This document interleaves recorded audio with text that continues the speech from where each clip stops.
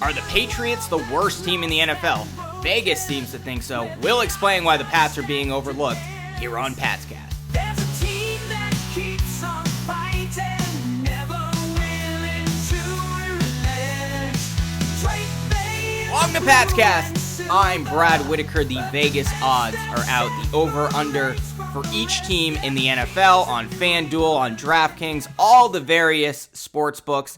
And if you're a gambling man and you expect the Patriots to be just okay, now's a good time to put some money in because currently they are projected to be the worst team in the NFL. Nearly all the sports books put the Patriots at about 4.5 wins, putting them in dead last, meaning if the Pats win 5 games, just 5 games, you have a chance to make some money.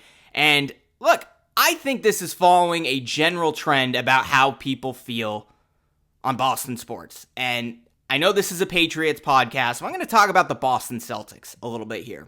We are seeing an historic postseason run right now from the Celtics. They won their first 2 rounds in 5 games, and they're up currently 2-0 on the Indiana Pacers. Looks like they have an easy path to the NBA Finals. And you watch ESPN, you watch FS1, you watch all these talking heads, you would think the Celtics don't even belong in the postseason. And we see this with Boston sports teams in general. You know, the Red Sox were not projected to be a good team this season. They're okay, but they're performing well above, I think, most of us expected them to perform. And what we're seeing with the Celtics, all the criticism every day. Jason Tatum's not doing enough, even though he scored 30 points last night. Jaylen Brown, is Jaylen Brown the best player? I don't know. The Celtics are not, they can't play like this if they go up against Minnesota or Dallas or, the Celtics won the game, but I was expecting a little bit more from their offense. They're going to have a lot of trouble in the finals if they continue to play this way. They're 10-2 so far in the postseason, and this is just how people feel now about Boston sports. If they are not, at least in the championship the year before, everyone thinks the team is terrible. And we're seeing that with the Celtics right now. They had an average margin of victory in the first 2 rounds of 18.5 points. And you would think they were just squeaking by the Miami Heat and the Cleveland Cavaliers, even though those first 2 series were gentlemen sweeps. And right now with the Patriots, we're seeing a similar trend. Yeah, they were not very good last season. They finished with a 4-13 record. They're projected to finish with about the same record this season. Like I said, the over-under is 4.5 games for the Pats. But I think this could be a borderline playoff team. But let me just go through the over-unders for all the NFL teams. The Patriots are dead last at 4.5 games.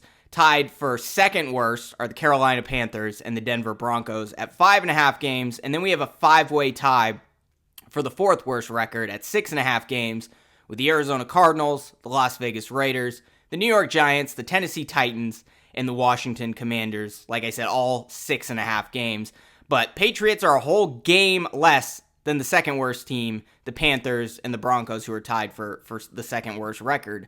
And I just think this is crazy. I really do, especially when you look at the Patriots defense and what they did last year, the fact that they're bringing everybody back, and they brought in some pieces on defense that are probably going to help, and at least I think get them past that 4-win total they had last season. And I also think, and Greg Bedard has mentioned this many times, the Patriots were a better team last season than their overall record indicated. In fact, 8 of their 13 losses were by a touchdown or less. And a lot of those games where they lost by more than a touchdown were even tighter than the final score. And that's the thing. I actually think the Patriots were a worse team the year before with Matt Patricia running the offense, but their defense ended up winning them a lot of games. I think the defense had like 5 or 6 touchdowns, like pick sixes, or the special teams had a bunch of touchdowns. They just had a whole bunch of luck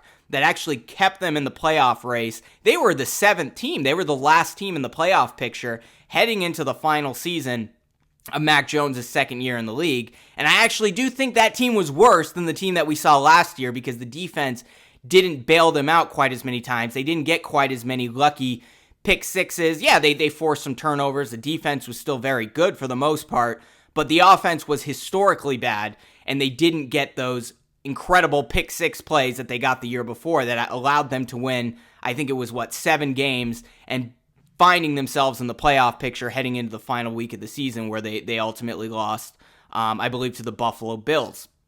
So, Patriots are expected to be just as bad this coming season as they were this past season. And yeah, there are some question marks, right? You got a new coach, Gerard Mayo, who's replacing the greatest coach and perhaps the greatest general manager in NFL history, despite Belichick's terrible draft selections the last decade, at least on the offensive side of the football. But they still had one of the better defenses in the league. Everybody's coming back. The guy who was running the defense, Gerard Mayo, is now the head coach. And the offense, I think, is better than people think it's going to be. Jacoby Brissett, I think, I'm not sure he's necessarily that much of a better quarterback than Mac Jones, but I think he's a lot more mentally tough. He's going to be able to take more hits. He's going to be able to be more mobile, certainly has more arm strength than Mac Jones was. And I also think the way Drake May seems to be progressing, I know it's only been a couple of weeks since he's been at the facility in Foxborough, but I do think he has a legitimate shot of winning the starting job, and not just because the Patriots want to put him out there. They clearly do not want to rush the guy, but he might win the job fair and square with the way he's progressing, the way he's developing. We saw some pictures from OTAs yesterday where it was actually Drake May taking snaps under center from David Andrews, who is the starting center. So even though he's not taking the first team reps, he's certainly working with the first team enough. The Patriots are trying to put him in a position where he can win the job, assuming he is able to earn it. But 4.5 wins, that's nuts. That's nuts. I think this is close to a 500 team. I went over the schedule when it came out last week and went through the games, and I projected the Patriots would win 7 games.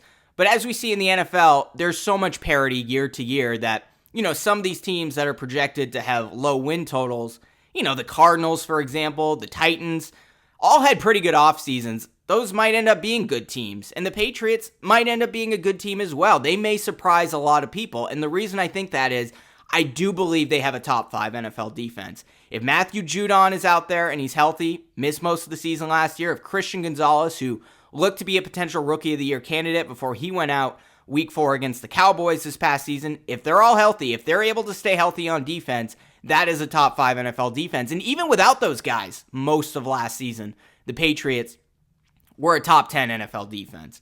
And that's enough for most teams to be a playoff contender. Now, their offense, again, was historically bad last season.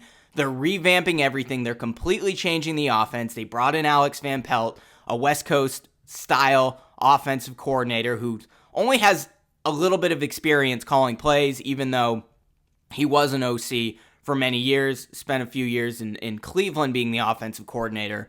But Van Pelt, when he's had the opportunities to call plays, he did it in a playoff game during COVID, he's done a pretty good job. And I think he's certainly earned the opportunity, not just to be an offensive coordinator, which he's been in the past, but to be the primary play caller. And I think he's going to do a pretty good job. And they brought in Ben McAdoo, T.C. McCartney, the quarterback's coach. And I think the Patriots actually have some weapons that are being a bit overlooked right now.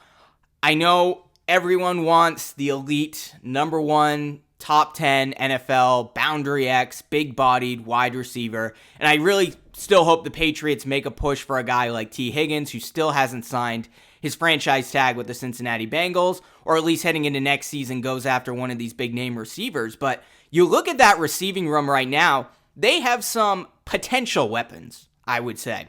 Look, we know Demario Douglas looks to be the slot wide receiver of the future. I think he's going to be up there when all is said and done. He's going to be in the conversation when we talk about Troy Brown, we talk about Wes Welker, we talk about Julian Edelman. He's going to be one of those types of receivers, and he proved to be maybe even the second best receiver in last year's rookie class. I believe he was second best in the league among rookie receivers in terms of separation. So Demario Douglas could be a top 10 NFL wide receiver when all is said and done, but he's certainly going to be able to fit that slot role that the Patriots have relied on for the last 2+ decades. I think he's going to do a great job there. They brought in KJ Osborne from the Minnesota Vikings, who plays a similar slot type role, but is going to have more opportunities than he did in Minnesota. playing behind guys like, of course, Justin Jefferson and Jordan Addison. But here's the thing. If some of these guys pop, like the rookies they drafted, Javon Baker, Jalen Polk, I'm not even sure KJ Osborne's going to make the team, right? Because you still have Kendrick Bourne on the roster. We don't know how healthy he's going to be. He hasn't been practicing, as far as we know, at OTA so far. He's still recovering a bit, but we've seen the clips, the videos of him working out in the offseason with guys like Bailey Zappi, with guys like Tyquan Thornton, who we've all written off. But Tyquan Thornton put on a bunch of weight. He looks like a different receiver. He was a very skinny, tall wide receiver, a prototype that typically doesn't succeed in the NFL. And now he looks like the big-bodied receiver. He looks like N'Keal Harry. Now, we don't want him to be N'Keal Harry, obviously, but I think there's a chance that Tyquan Thornton is able to take a leap heading into his next season that none of us were expecting. In fact, he's the one who is taking first-team reps right now so far in practice, and that might just be a seniority thing, and perhaps that will change once Kendrick Bourne is out there on the field. But overall, I think he's a guy who could potentially make the team. There's still Jalen Reagor, who's I don't think he's going to get a lot of catches, but I think he's going to make the roster just because he's such a good contributor on special teams, but he's there as well. They got a pretty packed receiving core, and we don't know which of these guys are going to ultimately make the team. And that's the thing. If these two rookies, Javon Baker and Jalen Polk, I think Jalen Polk is going to pop right away. And I think Javon Baker might take a little bit more time, but I think he could be a future number one boundary X type wide receiver.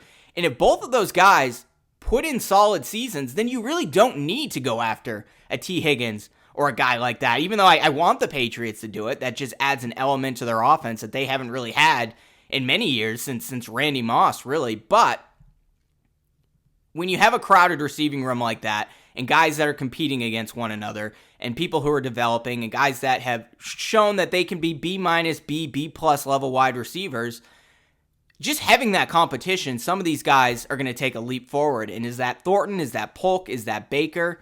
Is that Demario Douglas, who I think will? I think some of these guys are going to pop, and the receiving core is going to be a lot better. Don't forget about Hunter Henry at tight end. Austin Hooper is a pretty reliable tight end who can block, who can pass catch, who can do all of those things. They got the other tight end whose name is slipping from me right now, that they drafted in the middle of this year's NFL draft, or I think in the later rounds. I think the biggest question, we all know the issues at the quarterback position. Is it going to be Jacoby Brissett? Is Bailey Zappi going to be on the roster? Is he going to be a backup if Drake May isn't ready? What about Joe Milton? Who knows? There's a lot of questions at the QB position, but if it is Jacoby Brissett, you at least have someone that's competent out there. So I think the biggest question is not necessarily the quarterback position. It's not necessarily the wide receivers or the tight ends. It's the offensive line.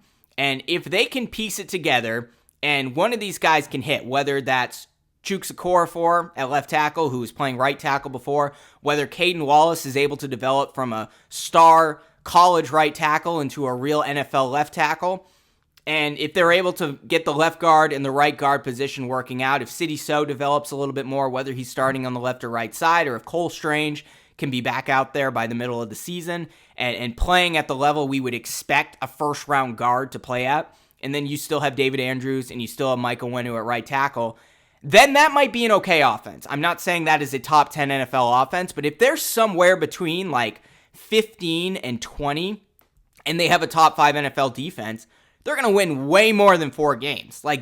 And I've said this many times on the podcast, so apologies if I'm repeating myself, but a team with a top 5 NFL defense and a mediocre offense is a playoff team. That's all the Patriots have to do in order to be a playoff team, much less win 5 games. So I think this 4.5 over-under is quite ridiculous. And if Drake May is able to be the type of quarterback that we think he can be, and he's able to do it a lot quicker than we're expecting. We know he has mechanical issues. We know he has accuracy and decision-making issues. But if he is the type of quarterback that is able to win the job, he's the type of guy who's going to be able to bail out the offense in ways that we haven't seen with Mac Jones, in ways we weren't even able to see with Tom Brady, because neither of those guys are very athletic. Drake May, yeah, maybe not the fastest quarterback in the draft. He's no Jaden Daniels, probably not as fast as Caleb Williams, but we know he can play that Josh Allen type role and scramble for 10 to 15 yards. and plow through linebackers, that really is important when it comes to quarterbacks, especially with teams that don't have the best offensive lines. I don't know. Like I said, I think this is a 7-win team, but if it is a top 5 defense, and if the offense is able to make enough progress that they're somewhere around the 15th or 20th ranked offense in the league, that's not a 5-win team. That is a playoff team.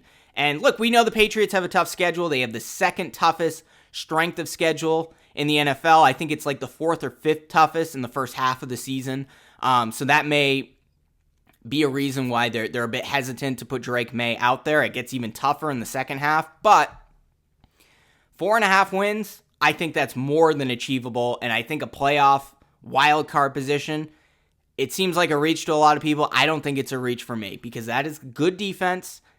That is a receiving core that has a lot of guys that can pop. We have a quarterback that, if he develops correctly, can be a real star in this league.